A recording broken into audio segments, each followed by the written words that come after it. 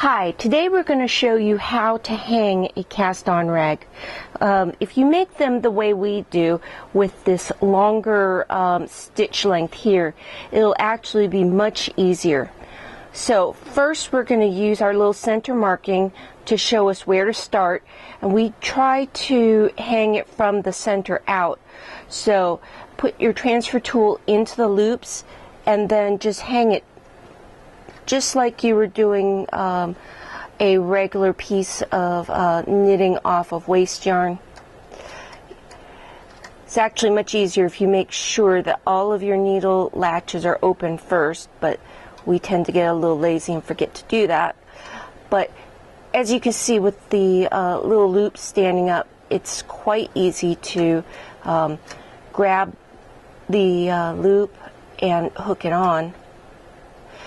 Now after we get roughly this many stitches, we find it better to put a little weight on it temporarily, just so that these stitches don't fall off while you're working the other ones. So we're just going to hook these on.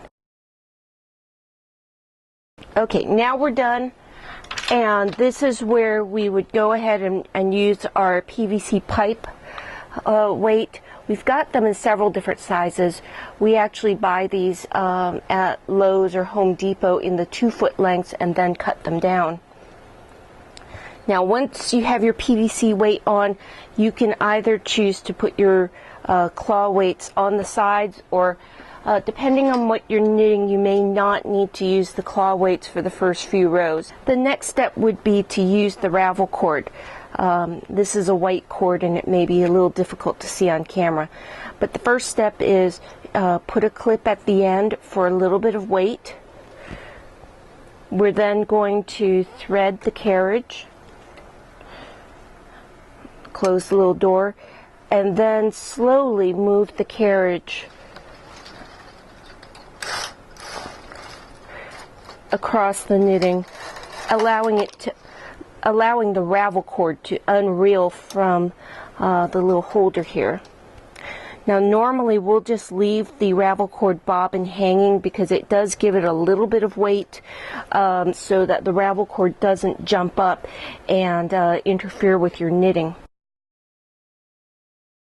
You'll see that the first row is now the ravel cord. This will allow us to later separate the cast-on rag from the knitting. And now you're ready to either do a closed cast-on, or you could do an open cast-on and just thread your yarn and knit away and deal with the closed cast-on later. So that's how to use a cast-on rag.